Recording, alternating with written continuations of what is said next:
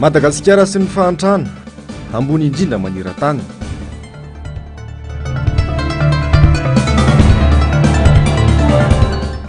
Fikasia tanàna mpianatra mety afara amin'ny fanagadrana.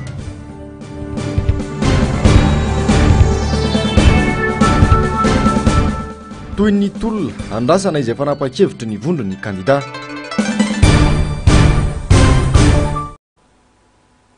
Alatsinainy dia fafito amby roapolo ny volana novambra taona 2024 miaraba tompoko lasy tompoko vavy tonga soa indrainao atao anatin'ny fotoana ny fampahalalam-baovao manasanao mpanajana sy ampitiavana ary ny tenako anaraka ny antsipriam-baovao hatramin'ny farany. Tony mazatra dia nipejy ny rahapirenena avy hatrany no isataratsika ny fampahalalam-baovao nokano ny Transparency International ny fomba fiasan'ireo milaza azy ho mpanaramaso ny fifidianana avy any ivelany dia tonga teto i Madagasikara ninikipy nanolona ny endrika tsy fanaran-dalàna marobe sy ny kolokolo-pifidianana nisy teto Madagasikara ny fianakaviam-be iraisam-pirenena ka nanaiky nanatanteraina ny fifidianana natao tamin'ny 12 ny volana novambra lasa teo iny ho ny fanambarana nataon'ny Transparency International Initiative Madagasikara Nantsiprianzay. Entitra ny Transparency International Initiative Madagasikara manitsy ny fomba fijery ny mpanaramaso iraisam-pirenena nilaza fa nandeharaka ny tokony ho izy ny zotra-pifidianana ny 12 novambra lasa teo. Atreza nofetra ny ekena tsy fahatomombanana sy tsy ara-dalàna ary ny tsirariny sy ny kolokolo-pifidianana natsikafo ny mpanaramaso hatro amin'ny nanombohan'ny fikarakarana ny fifidianana. Nekena foana nanatanterahan zany na teo azany herisetra fa nitsaky tsahan-dalàna sy ny kolokolo-pifidianana. Maro ireo vondron'olona antoko firaisamonim-pirenena nanabaribary ireo tsy fihetezana sy tsy fanaran-dalàna samihafa. Tsy noenona na nasiana vidiny akory anefa. Misy kosa anefa ireo minimikipy manentsy tadiny tsy mahasamilaza fa miaro ny fanetro-be ny firenena. Efa nampoziny tsy nagaga intsony fanontary-marika an-tsoratra navoaka ny senisy isany nandrasana ny sabotsy lasa teo. Na vonjimaika na tsy vonjimaika, efa fantatra mialoha ny valiny fa tsy maintsy lany fiodonana voalohany andrajoeliny. Izay raha teo ihany koa no nohivoiziny ireo pomba ny fitondrana mbola tsy nanomboka akory ny fifidianana fa tsy maintsy ho lasany. Manamafy izany fanambarana an-tsoratra navoaka ny Transparency International Initiative Madagasikara. Efa hitatra ny ampiandohana efa iray volana mahery no nilaza ny kandida Rajoelina fa lany amin'ny fiodinana voalohany tenany. Na tiana na tsy tiana, tsy maintsy isy fetraikany amin'ny toy ny raharam-pirenena ny vokatriny. Marobe ireo faneho-kevitra tsy nankasitraka izany no ny fahitana ireo tsy fahatomombanana samihafa sy ny fahadisoan'ny kajy na fanana moka ireny tarimarika ireny. Fanontaniana maro no napetraky ny Transparency. Atraiza ho izy ireo no anekena ny tsy fanaran-dalàna, ny tsy fisian'ny famendrehana, ny kolikoly, ny fanampenam-bava sy ny fisamborana ireo mpanao hevitra. Efa maro ny fanatsika fonana nataon'ny firaisamonim-pirenena kanefa ny ososen'ny fitondrana mijoro zany. Tranga izay tsy azo leferina intsony ka tokony hatonga saina ny olom-pirenena. Tsy lavolefina fa ijoro hatrany manoloana ny zava-misy. Tsy hipetra-potsiny amin'izao ny Transparency fa noho ny fanatsika fonana sy ny famoahana ny marina, ampanjakana ny rariny sy nitsiny araka ny fotom-pijoroany. Tsy vitan'olo tokana nefa zany fa mila ny firaisan-kinany rehetra raha ny fanamafisana izy ireo. Fa nanamafy ny amin'ny tokony isian'ny fifampiresahana sy ny dinik'an-databatra boribory eo amin'ny herivelona sy ny antoko politika rehetra eto Madagasikara kosa ny vondron'ireo firenena mampiasa manontolo na amin'ny apahan'ny teny frantsay na ny OIF araka ny fanambarana ny taratasy nataony ity fikambanana iraisam-pirenena ity. Nahita sy natsapa ny OIF fa tsy nizotra araka ny tokony ho izy ny fifidianana tamin'ny 12 ny volana novambra lasa teo ambany ny tapavitrian'ny mpifidy ary tsy feno ny fepetra ny atrehana iny fifidianana iny ho iatran'ny ny OIF. Hitantaratra tamin'ny tsy fandraisan'ny kandida maro anjara izany. Tsy ampy hoy ny OIF ny fifampiresahana teo amin'ny governemanta sy ny antoko-panohitra ary ireo rafitra mpikirakira ny fifidianana. Tsy hitantaratra ihany koa izany hoe demokrasia ary voapirofo tamin'ny fisian'ny fanohitohinana ny zoma olona sy ny fanohitohinana ny fahalalana maneho hevitra izany.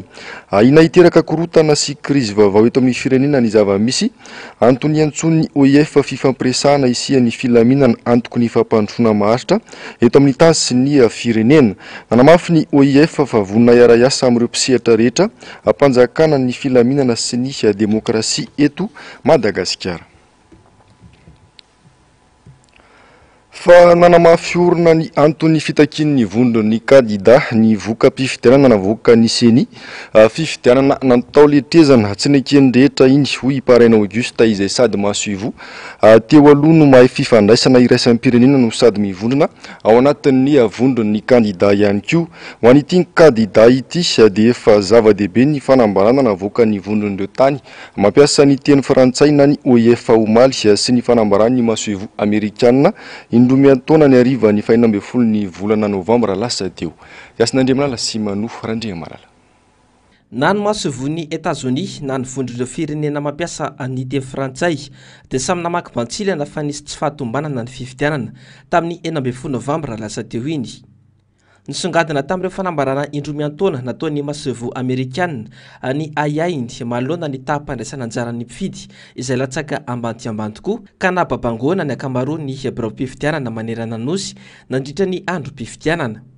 Taorin'izay dia naneho ny ayainy ihany koa ny mpanaramaso ny fifidianana ny sabotsy taoriny ny fifidianana ary misy lafiny zavatra maro ny mahatonga izay ayay izay. Eo ihany koa ny fahambaniny taham-pandraisana anjaran'ny mpifidy izay tsy mbola nisy tao anatin'ny tantaran'i Madagasikara. Ny OIF, ny vondrona Europeanina, ny SADC dia samy antso ny malagasy fampiresaka mba hisiny ny tontolo milamina eto Madagasikara mahalona ny tsy fandraisany maro anisa anjara tamin'ny fifidianana. Ny fandray amin'izay rehetra izay ihany koa ny fanambarana navoaka ny OIF omaly. Laza izy ireo afa misy toe-javatra mampiayay ny tontolo politika malagasy ka miantso fifampiresahana andatabatra boribory eo amin'ny samy malagasy. Mametra-panontaniana ny mpanarabavao raha midika ho tsy fankatoavana ny vokatra ve ny tsy nanatrea ny vondrona iraisam-pirenena iny famohana ny voka-pifidianana vonjomaika nataony sy ny iny. Ho an'ny kandida Paraina Augusta izay mivondrona ao anatin'ny vondron'ny kandida dia tsy ampiovany fanapahan-keviny indrindra ireo teboka takin'ny vondron'ny kandida na anaiky na tsy anaiky iny fifidianana iny ny vondrona iraisam-pirenena. Efa io aloha ny positionné amin'ny collectif. Efa io ny positionné. Agnekan'io izy. Na sy agnekan'io sy mampiovanay zany. Raha agnekan'io satria zay nge le teneniko io matetika zany le communauté internationale mitaditady zavatra moramora avao izy fa le OIF igny aloha déclaration OIF igny fa zava-dehibe igny fa zava-dehibe igny ary mety misy mbola ambonimbony igny manaraka eo ana organisation na pays hafa satria io regny nahita ny zavatra nisy teto daholo anyregny olo regny donc sy maintsy misy zavatra hoe misy zavatra sy ao ihany gnao misy zavatra sy mipetraky tsara zany le io resaka tamin'ny élection io ino koa zereo koa ny transparency internationale zereo koa ny sasany fa raha regny chaque CEMAC regny izy regny sisy dikany regny chaque CEMAC anesy tokony mandeha misika ty satria tsika anesy membran'zany CEMAC zany fa regny misy observateur avao ko mercenaire na farafaragna ty aby de megny vola de le midéclaré fa taniky. Mila milaza ny tena heviny kosa ny vondrona iraisam-pirenena mba hialana ny savorivory sy ny fifandroitan-kevitra. Arak'izany dia tsy miandry ny fanapahan-kevitry ny vondrona iraisam-pirenena toy ny hetsika izay nivadika ho tolom-bahoaka ankehitriny. Anamafy ny etsi-bahoaka aza izay fanapahan-kevitra ho raisy ny HCC eo. Tamin'ny 72 ndraiky 71 tamin'ny 71 présidence ragna lany misy 95% de 72 izy le niongagny satria io zany ho taitra amin'izay zany nampony gasany sasa tegna intsony zany resaka amintsika ty na HCC na CENI de raha ohatra koa ny communauté internationale koa manaika an'io de vao maika tena mahataitra nampony gasy zany tena mahataitra nampony gasy maro negny olo menimenigny eto zao ary miandry anay amin'ny collectif hoe miandry le mpitarika any le izy zany. Maro moa no velom-panontaniana ny amin'ny mety ho tohin'olona satria tsy mbola azo sy tsy mbola nivaly avokoa ireo fitakiana dia ny fifidianana madio ekeny rehetra ary tsy mitanila fa merenana indray any Madagasikara ho ao anatin'ny tany-tandalana tsy filatsahan'ny kandida tsy manana zom-pirenena malagasy. Andrasana izay toromarika ny vondron'ny kandida satria ny tolona mitohy hatrany raha ny fanazavana. Tsy mifanaraka amin'ny zava-nisy tena nivony Birao Fandatsaham-bato ny antotanisy anavoaka ny seny nandritra ny famoahana ny valim-pifidianana Vonjomaika ho ny mpanao politika mahery Ziarandria Amalala filohan'ny antoko Ilomada miankina amin'ny hetsika ny fanapa-kevitra ny vondron'ny kandida kosa no mety amaritana ny tony tantara eto amin'ny firenena. Hasina Andriamalala Simano, Randriamalala tany. Afa-tsy nisy izay tsy vakivava ny amin'ireo atotanisa navoaka ny seny nandritra ny famoahany seny ny voka-pifidianana Vonjomaika ny sabotsy lasa teo. Tsy mifanaraka tamin'ny zava-nisy marina teny Akianja sy tena nivon'ny Birao Fandatsaham-bato avokoa ireo atotanisa izay navoaka ny seny ireo. Efa nanatsikafina izany ihany koa ny pomba ny kandida siteny Randriana Soniaiko ary nangataka ny anaovana fampitahana ireo fitarana antsoratra isaky ny Birao Fandatsaham-bato saingy tsy nanaiky ny seny. Izao ihany koa ny antoko Ilomada dia laza fa tsy mitombina ary tsy mifanaraka amin'ny zava-nisy ireo atotanisa navoaka ireo. Ny teny hoe lojika tsy dia mitombina loatra eto fa ny fahitana anazy fotsiny dia hoe tsapanay sy hitanay satria teto bureau de vote maromaro zay teto amin'ny boriboritany enina teto an-drenivohitra ny fahalaina ny olona mifidy. Izay zany dia efa ahafahanay mitaratra hoe raha io chiffre navoaka ny seny io ohatra ny mampanontany ihany hoe tena mitombona tokoa ve sa tsy mitombona fa izay moa tsy namina kandidata ao anatin'ilay filatsahana kofidiana ho filoham-pirenena fa na izany na zany anisany nanaramaso akaiky izay ary anisany koa mijery ny vokatra avoakan'ireo observateur sy ireo namana maro samihafa atao anatin'ilay izy dia teo ny mampatonga anay miteny hoe tena ambany dia ambany ny tapa-avitrina atao anatin'ity fifidianana indray mitoraka ity fa ry zareo manana kandida ao anatin'ilay izy kosa mahita hoe tena tsy lojika ity chiffre na statistika izay evoaka ny CNI ity. Miankina amin'ny hetsika sy ny fanapahan-kevitry ny vondron'ny kandida araka izany no hamaritra ny hoavin'ny firenena hoy ity mpanao politika ity. Hitantsika moa teo fa nandeha ny hetsika fotsy nandeha daholo ny karazana famoahan-dalàna maro isan-karazany amin'ity fihetsiketsehana izay atao hoe boycotté ny processus électoral teo nandeha ihany moa ilay izy io inona ny mety hotohany zany dia andrasantsika amin'ireo collectif des candidats na indrasantsika koa amin'ny initiative panina sy plateforme io zany inona zavatra mitranga. Maro amin'ny mpanara-baovao no miandrandra mafy izay toromarika avy amin'ny hetsiky ny vondron'ny kandida izay. Fianosika sy tsy fanaran-dalàna ny fikarakarana ny fifidianana filoham-pirenena natao ny 12 ny volana Novambra lasa teo ka tsy azo ekena ho ny fikambanan'ny gadra politika androany. Miantso ny rosoana amin'ny fifampiresahana ihany koa ity fikambanana ity satria izay fifampiresahana izay ihany hanohany vahaolana tokana mba hisian'ny fitoniana raha ny fanambarana natao ny fikambanana androany. Onja lalaina raha naivomanana sy mbola avatsara. Tsy manaiky ny voka-pifidianana Vonjomaika navoaka ny seny ny sabotsy lasa teo ny fikambanana gadra politika araka ny fanambarana nataon'izy ireo androany. Mitaky ny amoana tsy misy atakandro ireo olona rehetra nogadraina no ny resaka politika ihany koa ity fikambanana ity. Miantso ny rosoana midinika andatabatra boribory ihany koa izy ireo. Zahay zany dia mitaky hatramin'ny farany ny famoahana ireo gadra politika ireo. Tsy afara midinika tabatra boribory foana izao raha pirenena zao na ho ampitso na ho afankapitso dia tsy maintsy afara tsy maintsy za dia miteny aminareo eto fa na mafy takaninona zao fitondrana zao hanao amboletra tsy maintsy afara amin'ny latabatra boribory hitady vahaolana miaraka tsy maintsy zay ihany ny faran'izao tolona zao zay tsy janona hatramin'ny farany ho amin'izany atongavana amin'izany dinga tabatra boribory zany na inona zavatra eseto amin'ny firenena eto na efara miainay ary zany dia foinay ho an'ity firenena ity ho an'ity tandrazany ambonany ity zany satria izao zavatra misy zao ne tsy tondra vokatsoa amin'ny firenena hoe anao fifidianana anao dia lany ianao zany amina fifidianana tsy mirindra tsy marina tsy ao anatin'ny fahamarinana agnaty osika sy alabato dia ilamina avy eny eto amin'ny firenena zany tsy possible zany tsy maintsy misy korontana eto raha mbola mitohy zao fizirizirina zao zay ne le hoe andao hidinika tabatra boribory raha natao talohan'ny fifidianana zao tsy niseho zao krizy zao tsy niseho zao fa noho ny fiziriziriny mpitondra dia io tatsika eo izy tsy mbola nisy basy teto ka naresy herim-bahoaka zany. Tsy feno ny fepetra tokony ny rosoana tamin'ny fifidianana noho ireo tsy fatombanina marobe hita nandritra izay zotra mpifidianana izay. Tsy hitondra fitoniana eto amin'ny firenena ny fifidianana tao amboletriny hoy hatrany ny fikambanany gadra politika. ny resaka fifidianana zay efa nyteny teo araky ny fanambarana iny fa izahay dia manambara orentranorin-danitra fa aminay de namany tsy misy a ny fifidianana natao teo satria fifidianana feno osika sy alabato ary tsy fanarahan-dalàna tsy niarahany malagasy nagnatanteraka fa fampandanina olona anankiray de andray matoany radioelona zany ka zay de tsy mila tsy ary tsy manan-kery aminay ny fifidianana igny. Ny firosona amin'ny fanatanterahana andinika ihany no azona mitady vahaolana tongavana amin'ny filaminana sy ny fitoniana. Erivelona maro na ny avy eto an-toerana na ny avy any ivelany nefa nitaky ny rosona amin'izany. Ny fanjakana ny Fetsekila ny miziriziry amin'ny heviny miezaka manao bontolo ny fitantanana ny firenena. Mampiayay ny olom-pirenena ihany koa ny namohan'ny CENI tao anatin'ny fotoana fohy ny voka-pifidianana.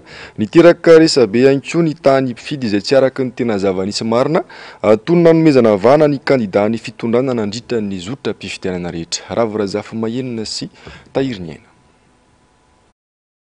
Miteraka iay ao anatin'ny sain'olom-pirenena ny fifidianana natao letrezana ny 10 Novambra teo. Hatrany mpikarakarana tany am-boalohany dia nibaribary ny tsy fisiny mangarahara ary nitanila tamina kandida ireo rafitra mpikirakira fifidianana ka nahatonga ny maro anisa tsy nifidy. Ho andreo olom-pirenena na nifidy na tsy efa fantatra mialoha ny voka-pifidianana. Tsy mifidy satria le fifidianana natao amboletra fotsiny fifidianana ohatrany hita misy izy tsy milamina zany le fikarakarana le fifidianana. Aminalo ny tokony tsy izy mihitsy iny satria tena atao zany contre izy eo amin'ny tena izy zany tokony 23% nefa anjareo mahita 48% tamin'ile mifidy zavatra ohatrany hita mihitsy tsy milamina le izy zany dia tokony averina na tena izy zay mifangatahana. Za aloha tsy nahazo karatra dia tsy hitako izay tenena fa dia ino mivokatra dia raha mahita iny dia lizy aloha vizikely le mifidy ilainy iny tena ilaina tsisy afa-tsy zay vahaolana amin'io. Ny fifanatoanan'ireo olona ireo fa raha mbola tsy fanatony ireo dia ho sahirana foana tsika. Tokony ilaina mihitsy zany satria zareo samy zareo ihany tokony fandamina amin'ny resaka raharaham-pirenena satria raha hifanenjika foana ary zareo kandida dia tsisy zavatra marina zany mihitsy mivoaka eo. Le fifidianana na hifidy ianao na tsy fidy ohatra mitovy amin'ny fiainanao ihany le izy.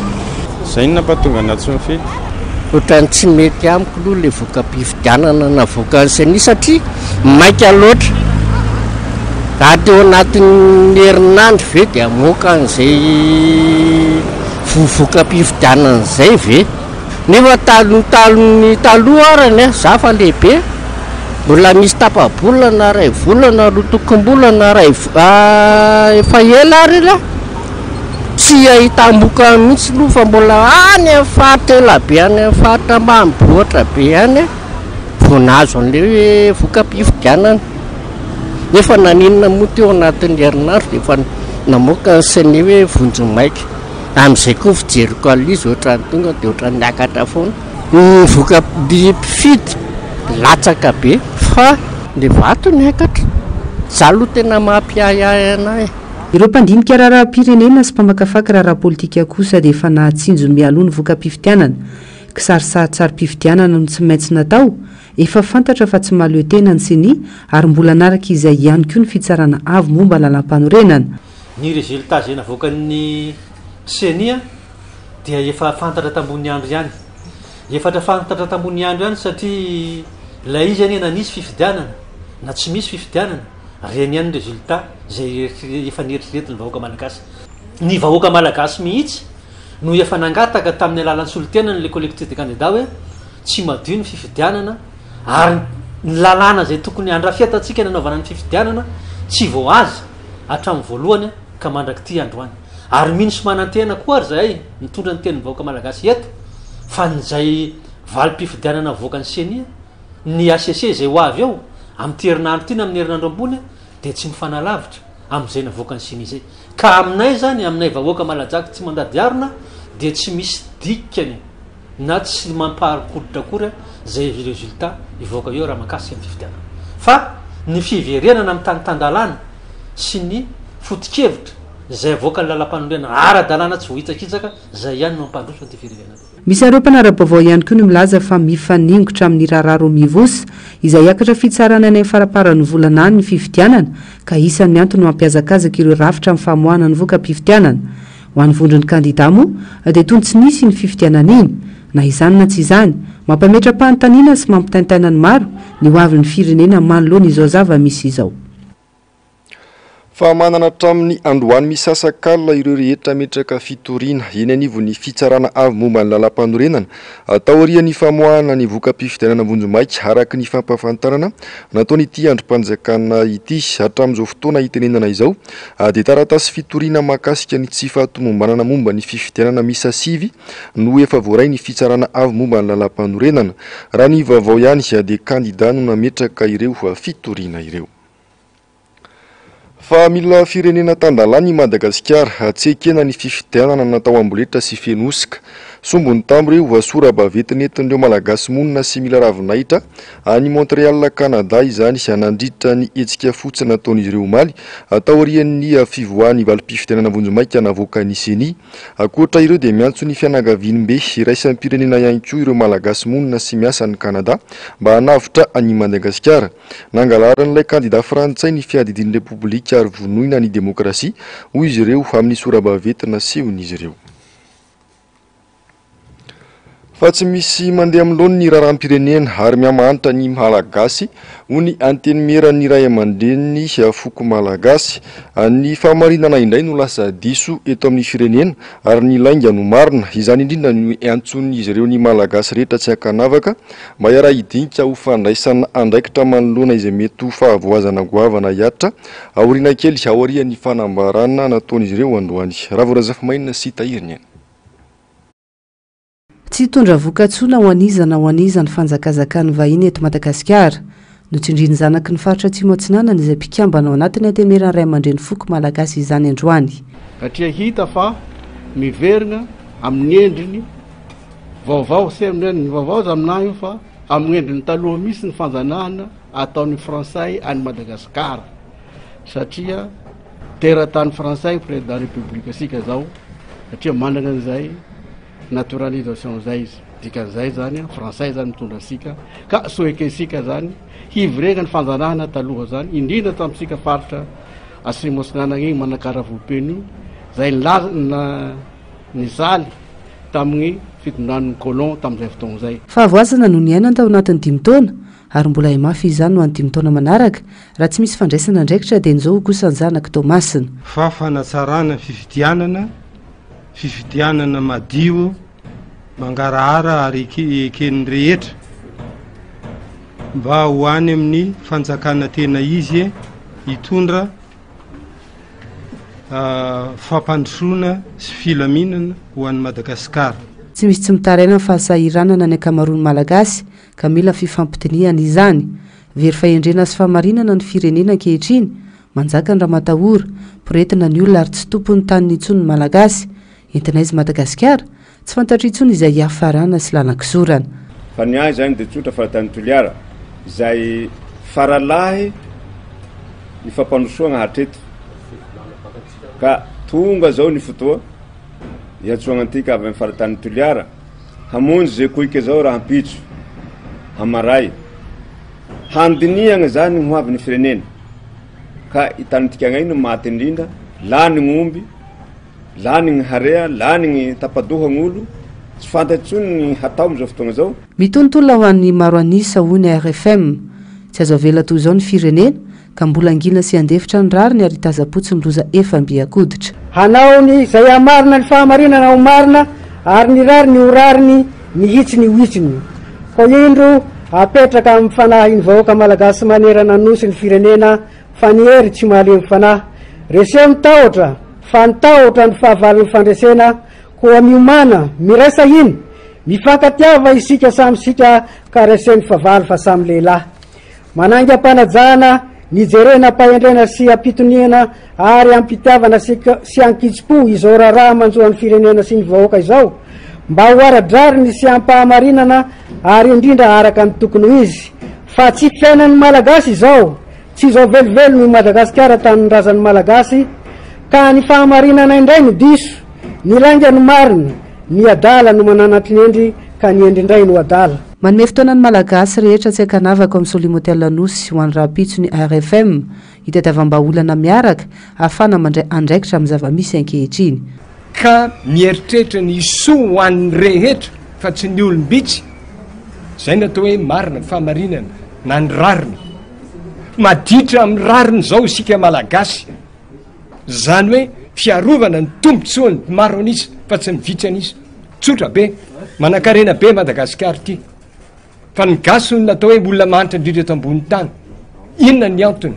Tsotra satria tsy voazara araka ny tokony ho izy ny arena misy eto Madagasikara izy le tsy mizara azy le olombitsy sy miatonga de mahitsy ny rafitra nataony vahiny ka noho izany zay malagasy matsiaro fa tokony hisitraka an'ity tany nomenjanahary ity de miantso ho anareo tanora indrindra fa ny anay lehibe efa vitany anay nefa mbola tsy vita koa lo satria tsy ampy ny fijoroan'ny ray aman-dreny hiaro ny tombontsoa ny zanany de mitsotra zay fa tsy ampy ny fiarovanay ny zanakay de andaotsika hiaraka ny ray aman-dreny sy ny zanaka hiaro ny tombontsoa ny taranaka sy hiaro ny ty tanysika itya mba tsy ho viravirainy olombitsy sy ny vahinitsony no avy ny firenena. Fa antoko politika misy 5 hatreto no nanao soniny isata amin'ny feny fitsipitondran-tenany antoko politika izay no volavolain'ny FES niaraka tamin'ireo solitena avy amin'ny antoko maromaro mba hisian'ny fifampifehezana eo amin'ny antoko na pomba na mpanohitra no anisan'ny namolavolana ity sata ity ho ampafantarina manirana ny nosy ny voarakitra ao anatiny izay mifameno tanteraka amin'ny lalàna eto Madagasikara. Onja lalaina ranay omanana sy mbola avatsara. Ny ampy 5 ireo antoko politika nanao sininy sata amin'ny feny fitsipitondran-tena izay no volavolain'ny FES sy ireo solitena ny antoko politika maro. Tafakatra 13 araka izany ireo antoko politika nanao sonidy sata ity. Nanamafy ireo komity namolavolany sata fa mifameno amin'ny lalàna misy sy miatra eto amintsika ny voarakitra ao anatiny ka tsy tokony hanansarotra ny fampiarana azy. Hitondrana fanatsarana sy fifampifehezana eo amin'ny sehatra amin'ny politika eto Madagasikara no anisan'ny tanjona amin'ny famolavolana ny lalàna amin'ny feny fitsipitondran-tena ho an'ny mpanao politika. Ny fampafantarana ity sata ity manerana nosy ny dingana manaraka ho an'ny komity namolavola azy. Ary ny esaka de tena mbola miandry de fampafantarana ny sarto satria mbola maro be ireo zay tsy mahafantatra ny ao anatiny zany hoe mila mbola atao zany vulgarisation lehibe kokoa ho an'ny eto Madagasikara rehetra satria mbola tsy mipakatra any amin'ny faritra rehetrarehetra ny ao anatin'izy io. Ary miaraka amin'ireo partie signataire indray de mbola mijery ao anatin'ilay hoe ahoana ny tsinjolavitra ahafahana hitohizana izay fahafahana miresaka, fahafahana mifanakalo, fahafahana miara-miasa ampanajana izay de mbola ao anatin'izay fijerevana tombany ezaka izay zany izay anohizana azy ho amin'ny ezaka lavitra ezaka kokoa zany. Antoko politika maro avy amin'ny mpanohatra sy ny mpanohana ny fitondrana no efa nanao sinity sata amin'ny feny fitsipitondran-tena ity. Ny ametrahana fifanajana eo amin'ny samy mpanao politika no anisan'ny tanjona tamin'ny famolavolana ny sata. Ny partie signataire maromaro, misy ireo partie signataire candidat izay tsy nilatsaka, misy ny partie signataire izay nanohana ary androany zao de misy olo tena andreo nanohana ny candidat anaky 3 moa zany samy tao daholo androany. Ary izay indrindra no mahatonga anay mieritreritra hoe tsara ny fifampitohizana izay fahafahana miresaka faneho hevitra zay na samy manana na samy hafa ary ny atao hoe firehana sy fireke-hevitra ao anatiny sy ny atao hoe samy manana ny tohanany misy zany le hoe adversaire politique koa reo ao anatin'le izy nefa ny afaka mibanjana tanjona iray hoe ahoana ny fomba hitazomana le sotoavana, hitazomana le fanajana, hitazomana an'izay le fahafahana petraka ambony latabatra izay natomboka reto antoko izay miara miombana antoka ao anatin'ny charte de bonne conduite zay. Iroso amin'ny fanaovana tombana ezaka ireo komity misahana amin'ny fampiarana sy ny fanaraha-maso ny fanatanterahana ny sata. Anisana ny melanja amin'ny fifampiresahana eo amin'ny samy mpanao politika na dia samy hafa firehana aza ny komity namolavola ity sata amin'ny feny fitsipitondran-tena ho an'ny mpanao politika ity.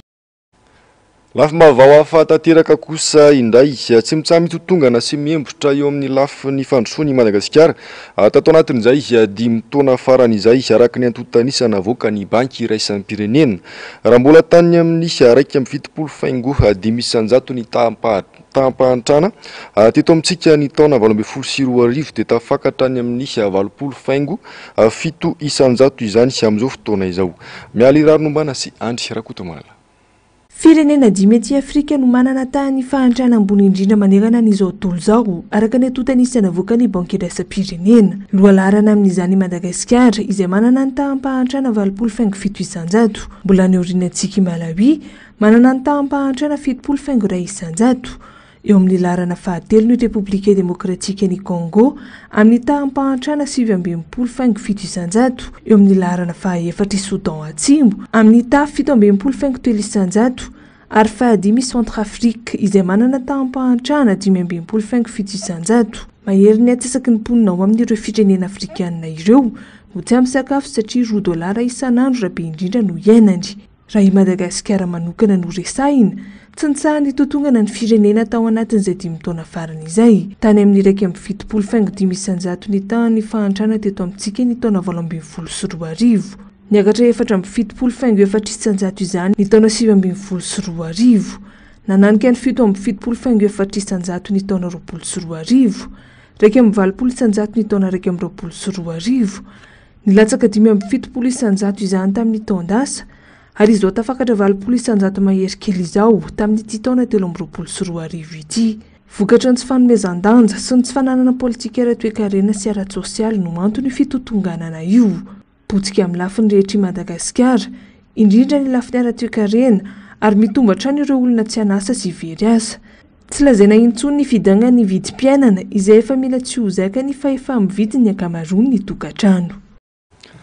Fatapaky ny solomam-bahoaka fa hanomboka rapitso ny fandiniana ny volavolan-dalàna ifeny teti-bolam-panjakana ho amin'ny taona 2020 sy 2020. Alany teny anivo ny anteny miram-pirenena androany ihany koa ny volavolan'ny tety andro hamaritra ny fandaram-potoana ho amin'ity fivoriana atrian'ny solomam-bahoaka ity. Asin'Andriamalala sy Mano Randriamalala. Ny verinandro vory nanomboka androany indray ireo solombavambahoaka rehefa avy niatrika fifidianana sy fampielezan-kevitra ireo solombavambahoaka volomboasary. Lany maraonisa fa anomboka rahampitso ny fandiniana amin'ny antsipiriany ny volavolan-dalàna ifeny teti-bolam-panjakana lasitra amin'ny taona 2020 sy 2020. Tsy misy afa-tsy ny teti-bolam-panjakana io no ibahan-toerana amin'ity fivoriana ity hoy ny filohan'ny anteny meram-pirenena. Aoriny ny 5 Desambra avy zao kosa avao fantatra lahadinika hafa raha isy izany hoy Ramatoa Christine Razanamasoa. Session budgétaire. LFI no tena lahara-pahameana indrindra. Dia ankoatra ny LFI aorina ny amin'ny 5 Desambra indray rahay vory ny birao maharitra dia mametraka lahadinika vaovao satria ny session mbola tsy mifarana amin'ny 5 Desambra. Mandeha ny resaka fa mialokaloka any amina masoevo iray Ramatoa Christine Razanamasoa amin'izao fotoana izao. Tsy namaly izany tamin'ny mpanao gazety Moizy. Tokotra anteny meram-pirenena malaza ny feomandeha amin'ny masoevo io mipetraka amin'izao fotoana izy avaizany famarina izay. Misy commentaire ataoko Rahampitso moa no avy eny anivon'ny anteny meram-pirenena ny minisitry ny vola sy ny toe-karena amelabelatra ny momba n'ity volavolan-dalàna aoritra 13 tsipika 13 sy 2020 ifeny teti-bolam-panjakana amin'ny taona 2020 sy 2020 ity. Lafim-baovao ny fampianarana kosa indray enjakenjana ny sazy mety hatra amin'ny mpampianatra mikasitanana mpianatra amin'izao fotoana izao mety afara hatrany amin'ny fanagadrana izany raha ny lalàna no jerena. Isorohana izany dia misy amin'ny sekoly no misafidiny tsy mikapoka mpianatra intsony mizarazara ihany koa ny hevitra ireo ray aman-dreny mahakasika ny fikasihan-tanana mpianatra ataon'ny mpampianatra any an-tsekoly. Onjalalana Ranaivomanana sy mbola avatsara. Fanesorana avy hatrany ny taratasy fahazon-dalana misokatra ho an'ny sekoly ary fanesorana ny taratasy fahazona mampianatra ary mety afara amin'ny fanagadrana ireo ny sazy mety hiatra amin'ny mpampianatra mikasitanina mpianatra sekoly maro amin'izao no misy safidiny any mesazy hafa ny mpianatra rehefa misy fahadisoana ataony ialana amin'izay fikasiatanany izay na ny mafy ny tompona andraikitra ny sekoly tsy miankina iray fa mihamahazivana ny mpianatra rehefa tsy kapohana ny an-tsekoly fanabeazana raha teo no atao fa tsy fampitana fahaizana fotsiny ihany tsy afaka manao ninina ny mpampianatra tsy afaka manao ninina ny mpiandraikitra ny sekoly raha misy adalany ekizy satria raha vao manasazy na mikasy tanana dia irahantsika malala fa hiarany lalàna avy hatrany ireo zay mpanabe na mpampianatra na tompona andraikitra ny sekoly zay manao izany nefa ny irahantsika malala fa tokony fihezina ny ekizy izay zany dia misy ny zavatra azo atao fa misy ny zavatra zay tena mihoatra ny mety dia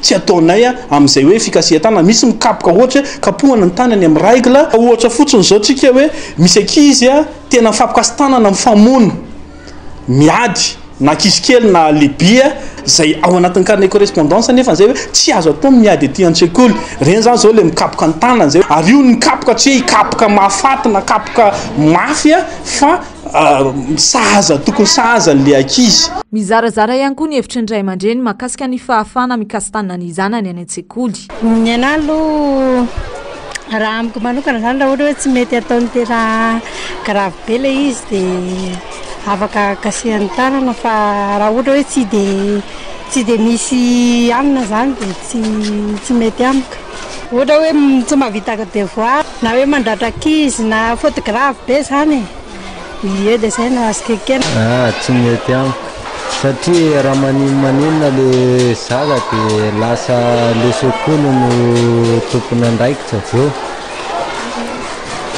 raha ohatra hoe tsy kapohana zany dia inona sazy tokony amenany ankizy ohatra hoe punition na ohatra hoe mandohalitra sezarivotra ohatraohatr'izay arakaraka le fahaindreny tompoka raha maditra izy tsy maintsy kapohana ka ohatra hoe manao faute izy dia tsy maintsy kapohana ahoana le navana azy fotsiny hoe sy kapohana ohatra hoe le sy vavaka devoir indraindray le hoe mamanovaly mpampianatra ohatraohatr'izany raha ohatra hoe kapoka amin'le tokony mba hoe fahalalany amin'ny ahaiza zany dia normal efa fatao anatin'ny fomba fitaizana ny zanaka malagasy amin'izay ny fikapohana rehefa misy adisoana ataony ankizy tsy mitondra vokatra tsara raha teo ny fanomezana sazy tsotra ho an'ny mpianatra hoy ny tompona andraikitry ny sekoly amin'izao fotoana moa araka ny teneniko teo manahirina le manasazy dia ny zavatra sazy tena ataonay zany amintsika miteny zao zany dia hoe raha ohatra misy adalana ataony ankizy mamafa couloir izy ohatra na izy ataonao école mamafa ny salle de classe rehefa larobia ariva tsy misy fahombiazana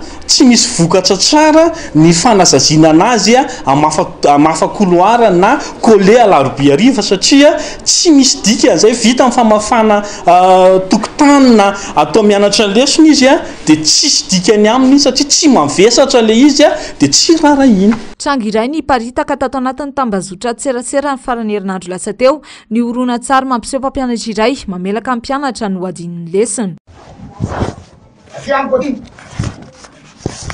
alakilaky la ataovy le izy aza miandrany lafa ataovy le izy aza mitolika la jerevo tsara raha lehilahy la jerevo tsara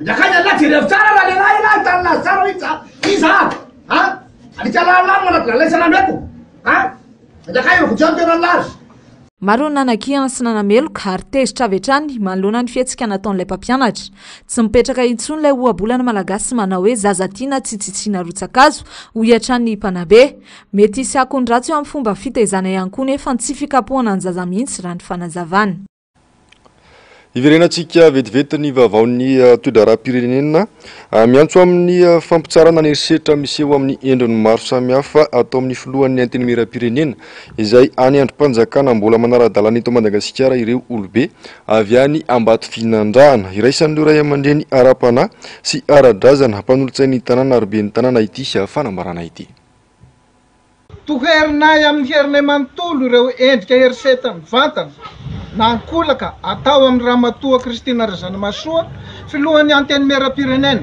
sady solombavam-bahoaka voafita tato amin'ny distrikta Ambatofinandrana sy ireo tsao iniena ely eny amin'ny tambazotra tserasera ka mety hiteraka savorovoro sy fisaraham-bazana amin'ny samy malagasy.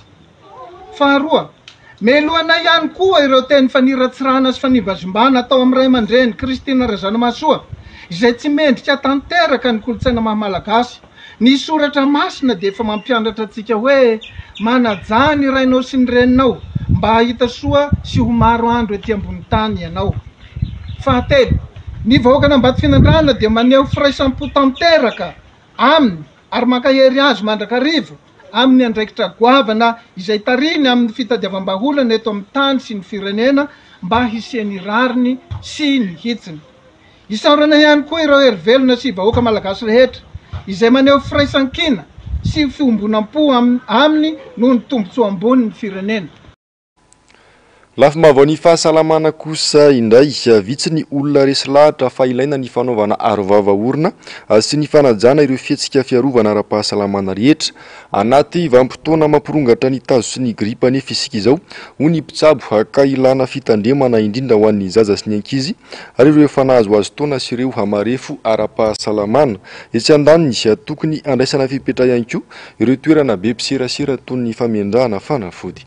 Ravarazafa mainina sy tahirinena. Koa kaseviny indray mandeha dia mamindra aretina amin'ny olona iray manodidina anao, indrindra raha kely hery fiarovana izy. Mararirary ny tenda rehefa mitelin-drora, tsetsetsina ny orina, mainamaina ary misy manitikitika ny lalandrivotra, koa maina ihany koa avy eo na mety misy reoka kely ary mitarika aretina-doha. Mangorangorana ny vatana ary mety tsy tafatsangana ambony fandriana, ireo raha fitinina ny fisehony aretina mirongatra amin'izao. Eo ny eo tako hoe minitra vitsy anatin'ny aorinan'ny olona infecté moa zany fitena raha infecté misy olona voan'ny sery mievina izy tapipitika anatin'ny vavan'le olona ray na anatin'ny orin'le anankiray le iny otrikaretina iny dia tsy ela arakaraky ny hery fiarovan'le olona iny moa zany hoe misy eo ny eo tako hoe tsy eo ny eo moa zany tako hoe dans 30 minutes na mety eo ny eo mety hevina tampoka le olona tranga tena miseho zany ary zay ny mampatonga ny gripa aingana be ny fifindrany ary tena miparitaka faran'izay aingana zay. Ny fisorohana ho an'ny zazakely sy ho an'ny olona lehibe marefo moa zany na ho an'ny rehetra mihitsy dia atao zay karan'ny hery fiarovana. Mila miakatra ny hery fiarovana ampitanina vitamine C moa zany zay afaka mihina vitamine C ho an'ny ankizikely sy ny be antitra mihina vitamine mihitsy izy multivitamine azo afaka mihinana zany hoe manantona mpitsabo moa zany dia ny mpitsabo manome ny fatra sahaza ho an'ny ankizikely sy ny ho an'ny olona lehibe na ho an'ny nan'olona tsotra moa zany afaka mihinana daholo. Dia ny sakafo moa zany ezana mba sakafo ara-pahasalamana. Ny fidiovana moa zany dia tena tsirina tsara hoe mila atao madio tsara ny tanana. Hatreto tsy maharesy lahatra ny maro anisany manao arovava-orona, ankoatra ny fiarovana ny tena nefa dia miaro ny hafa ny fanaovana izany. Ka maloto be hoe rivotra aty Antananarivo dia tsy maintsy manao protection. Raha za manokana tokony hoe manao satria mba miaro ny hafa sy mba miaro ny tenanao ianao.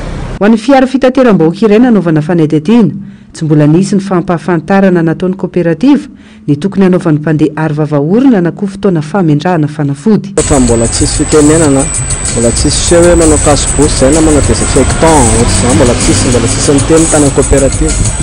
Tao aloha izy nanaova zao hitanao no nefa niaka lefa lamindamina le aretina nefa tsy dia misy tsony dia efa tsy nanao désinfectant tsony zay.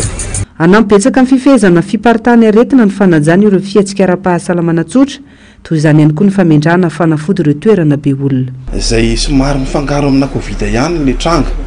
Zay mba tonga anazy somary maherihery. Ny zava-misy nefa dia somary adinodinontsika ny fampiasana ny fiarovana ny kasibosy ny arovava-orona na ny fanadiovana an'ireny toerana ifamezivezen'ny olona reny dia somary ampatsahivana kely tsika zany androany hoe tsara kokoa mamerina mampiasa ny kasibosy ny tsirairay raha sanatria hoa ka voan'ny sery izy na mikohaka mba tsy partany le otrikaretina ao anatin'le toerana ao atokantrano na ny amin'ny toeram-piasana na eny am-pianarana na eny taxi be. Zany hoe reny toerana reny zany toerana saripady satria tena misy toerana miboka anatin'le trano miboka anatin'ny fiasana na eny am-pianarana ny taxi be moa zany miboka na misy rivotra ihany aza miditra. Ny toeram-pitsaboana, ny toerana pisakafoanana, toerana ifamezivezen'ny olona mba hanao ny désinfection moa zany ny fanadiovana an'ireny toerana reny toy ny taxi be koa zany tsy adinao anatin'izay mba tsy siny otrikaretina hijanona anatin'ireny toerana reny raha ohatra ka misy olona tsy mitandrina ka miparitaka ao anatin'le taxi borosy ohatra n'le koakan'olona anankiray dia amindra amin'olona rehetra zay avy eo. Hatreto kosa ankavitsiana ireo mpivarotra ary vavaorona eny an-tsena eny amin'ny manodidina ireo toeram-pitsaboana sisa no tena ahitana azy ireny, 200 ariary hatramin'ny 500 ariary ny iray. Tsy mahavidy maro ny olona raha ny fanazava-mpivarotra nanaovana fanadihadiana manodidina 2 na 5 raha be indrindra. Lafim-baovao ny kolotsaina kosa indray anankalaza ny 15 nijoroany ny firaisankinan'ny Ambodimita Mikabaro Maly no marihana tamin'ny diabe ampilaminana izany izay narahana mpitsoka mozika manohana izany sy manome tosika ireo mpianatra ny solomam-bahoaka Totosoa Andriamampandry. Tsy aivina fa tanora misy savaly no navita fianarana kabary andian'ny fianoasana ary nivoaka ho Maly. Fanampanazavana. Ireo olona mpikabary eo no misolo tena ny fiarahamonina, misolo tena ny vahoaka ary izy ireo ihany koa zany manome ny vaovao rehetra zay mahakasika zay sasava-mitranga ekenivon'ny fiarahamonina. Raha misy zany ny olona nidosan'ny fahafatesana dia ireo mpikabary reo nambovanarina sy ny ateroka zany misolo tena ny fianakaviana, misolo tena ny fiarahamonina. Maresaka iraisam-pirenena tsy andeha ary tsy anatrika ny fiaonambe ny firenena mikambana momba ny toetry ny andro andian'ny 2020 ny COP28 atao any Dubai anomboka mialaka misy ho avy izao na ny filoham-pirenena Amerikanina Joe Biden na ny lefiny araka ny hanambarany tompona andraikitra Amerikanina iray ho Maly. Hatreto mbola tsy voafaritra mazava ny anton'izay tsy fandraisan'izy ireo anjara izay. Mialy Ranombana sy Andry Rakoto Malala. Tsy obisan'ireo andray anjara amin'ny fiaonamben'ny firenena mikambana momba ny toetrandro andian'ny 2020 na ny COP28 atao any Dubai manomboka mialaka misy ho avy izao ka hatramin'ny 12 ny volana Desambra ny filoham-pirenena Amerikana Joe Biden araka ny nambarany tompon'andraikitra Amerikana iray ho Maly alahady. Tsy ho avy anatrika ity fotoan-dehibe ity ihany koa anefa ny filoha lefitra Kamala Harris raha toka eo ampieritriketana izay mety ho solo tenan'izy ireo ireto farany. Tsy nanazava ny antony izay fanapahan-keviny izay Joe Biden na hatreto. Ny any fantatra mifantoka amin'ny ady misy eo amin'ny Israely sy Hamas hatramin'ny volana Oktobra lasa teo ny tenany satria isan'ireo notonony manokana ny fitakiana mifandraika amin'ny ady any Moyen-Orient. Mikatsaka ny anasongadinana ny tetikasany ihany koa ny filoha Amerikanina eritaona latsaka mialohan'ny fifidianana filoham-pirenena. Raha tsy ahivina nanatrika ny fiaonambe COP26 tany Glasgow ity filoha demokraty ity tamin'ny taona 2024. Fotoana nanambarany fiverenan'ny Etazonia amin'ny ady amin'ny fiakaran'ny maripana taorian'ny fisitahana tamin'ny fifanarahana tamin'ny Paris izay notapahany filoham-pirenena teo aloha Donald Trump. Nanatrika ny COP27 tamin'ny taondasa tany Egypta ihany koa ny tenany. Tsy fanao ny filoham-pirenena Amerikanina ny nanatrika ny fiaonamben'ny firenena mikambana momba ny toetrandro talohany nahatongavan'i Joe Biden tao amin'ny trano fotsy. Mpandray anjara mihoatra ny fitoalana no vinavinaina ho avy amin'ity fiaonambe ity ka anisan'izany ny Papa François araka ny loharanom-baovao hatrany. Tapitrary ny fampalalam-baovao tompoko lahy sy tompoko vavy ankasitrahana feonanao hananaraka izany hatramin'ny farany atony manjatra ny fandarana aona marina, ny fandarana Global News ary ny fandarana dinika no arainao avy hatrany aorian'izao fampalalam-baovao izao. Eximas io kosa no lohateny horonan-tsarina amin'izao atolotry ny MBS anao ho amin'ity androany ity ny tenako mamehy fotoananao amin'ny rampitso indray velomary tompoko.